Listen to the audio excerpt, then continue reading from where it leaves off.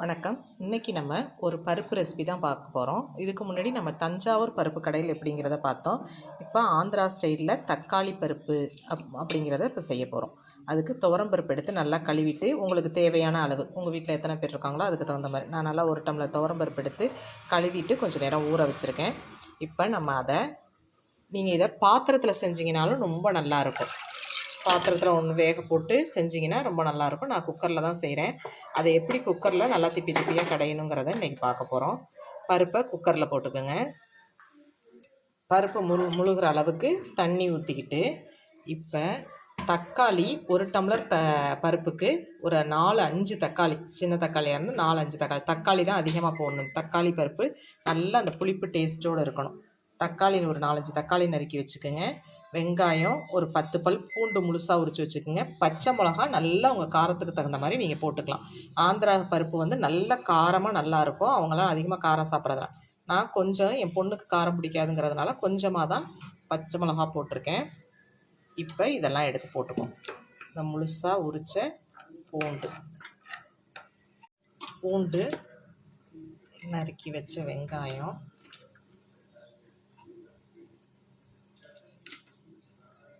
பச்சை மிளகா, தக்காளி,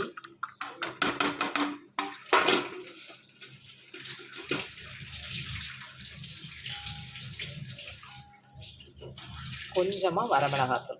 இந்த பருப்பில் கொஞ்சம் வரமிளகாத்தூள் போடுவாங்க.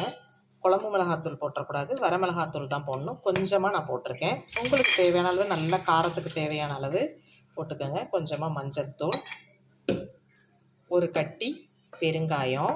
இப்போ இதில் ஒரு முக்கியமான பொருள் சேர்க்கணும், என்னங்கிறத பார்க்கலாம்.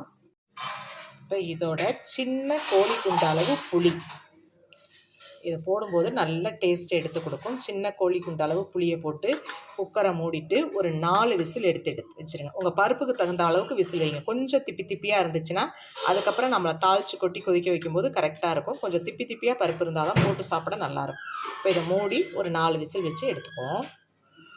இப்போ பருப்பு நல்லா வேகிறது காட்டியும் இப்போ என்ன பண்ணணும்னா, இந்த பூண்டு, பச்சை மிளகாய் உங்கள் காரத்துக்கு தகுந்த மாதிரி எத்தனை வேணாலும் போட்டுக்கோங்க. கருவேப்பிலை, கொஞ்சமாக வரமிளகாத்தூள், இதை போட்டு நல்லா இடிகல்லில் போட்டு நல்லா தட்டி எடுங்க. மிக்சியில் போட்டிங்கன்னா நல்லா நைஸாக போயிடும், அது டேஸ்ட்டு கொடுக்காது. அதனால் நல்லா இடிகல்லில் போட்டு, இல்லை அம்மிக்கல் இருந்தால் தட்டுங்க. இப்போ என்னென்ன போடணுங்கிறத பார்ப்போம். பூண்டு, பச்சை மிளகாய், கருவேப்பிலை, வரமிளகாத்தூள், இதெல்லாம் உங்கள் டேஸ்ட்டுக்கு தகுந்த மாதிரி நீங்கள் போட்டுக்க வேண்டியதான். போட்டுட்டு இதை நல்லா தட்டி நைஸாக, ரொம்ப அப்படியே குறைன்னு மிக்சியில் போட்டு நைஸாக ஆகிற மாதிரி ஆறக்கூடாது. குறைன்னு தட்டி போட்டு தாளித்தோம்னா தான் நல்ல டேஸ்ட்டாக இருக்கும். இதை தட்டி எடுத்துகிட்டு வந்துக்குவோம். இந்த அளவுக்கு தட்டி எடுத்து வச்சுக்கோங்க. கருவேப்பிலைலாம் இன்னும் நல்லா தட்ட முடிஞ்சாலும் தட்டிக்கணும். இந்த மாதிரி தட்டி போட்டோம்னா தான் பருப்பு நல்ல டேஸ்ட்டாக இருக்கும். இப்போ இருக்கட்டும், இது தட்டி வச்சுட்டு பருப்பு ஸ்டீம் போனோன்னே தாளிக்கிறது எப்படின்னு பார்க்கலாம். பருப்பு நல்லா இந்த அளவுக்கு வெந்திருக்கு. இதை இப்போ கரண்டியை வச்சோ மற்ற வச்சோ இப்படி ஒரு கடைஞ்சி விட்டுருங்க. கரண்டியை வச்சு கடைஞ்சிங்கனாலே நல்லா மசிஞ்சு வந்துடும். ரொம்ப பேஸ்ட்டு மாதிரி பருப்பை வேக வச்சு எடுத்தோம்னா டேஸ்ட் இருக்காது சாப்பிட்றதுக்கு. இப்போ இதை நல்லா இப்படி கடைஞ்சி விட்டுருவோம். பருப்பை நல்லா கடைஞ்சி விட்டாச்சு. ரொம்ப திக்காக இருக்கிறதுனால கொஞ்சமாக தண்ணி ஊற்றிக்கிங்க.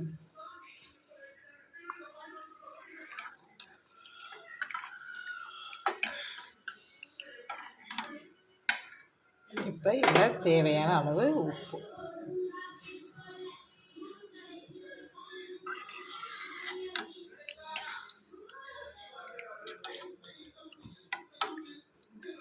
வேக வைக்கும்போது பூண்டை முழுசாக போடணும், தாளிக்கும்போது தட்டி போடணும்.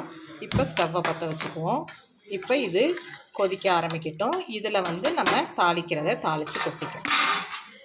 இப்போ ஒரு எண்ணெய் சட்டியில் கொஞ்சமாக கடலெண்ணெய் ஊற்றிக்கிட்டேன். கடுகு, ஜீரகம், இது ரெண்டும் நல்லா பொரிஞ்சோடனே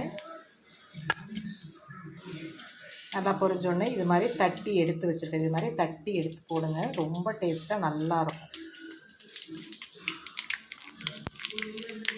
நல்லா பொரிஞ்சோடனே போட்டு நல்லா வதக்கணும்.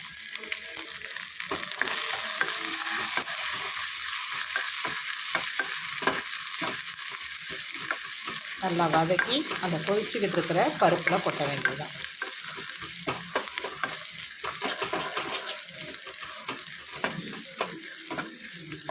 இப்போ இதை எடுத்து அந்த பருப்பில் கொட்டிடுவோம்.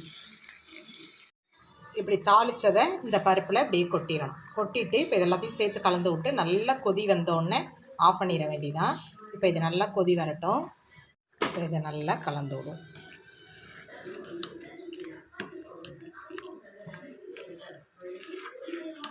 இது சேர்ந்து இந்த உப்பு எல்லாம் கரைஞ்சி நல்ல ஒரு கொதி வரட்டும். அப்போ ஆஃப் பண்ணிக்கலாம்.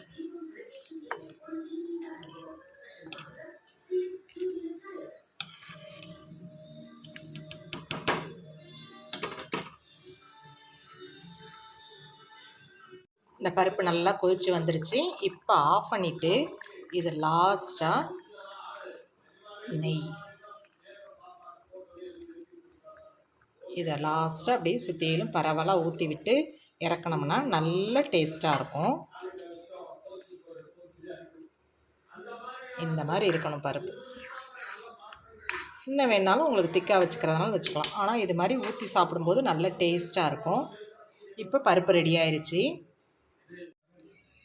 ஆந்திரா ஸ்டைல் டொமேட்டோ பப்பு ரெடி ஆயிடுச்சு. தக்காளி பருப்பு ரொம்ப டேஸ்ட்டாக இருக்கும். இது மாதிரி ஒரு வாட்டி செஞ்சு பாருங்கள். இந்த பருப்பு ரெசிபி உங்களுக்கு பிடிச்சிருந்துச்சுன்னா லைக் பண்ணுங்கள், ஷேர் பண்ணுங்கள், கமெண்ட் பண்ணுங்கள், சப்ஸ்கிரைப் பண்ணுங்கள். தேங்க்யூ.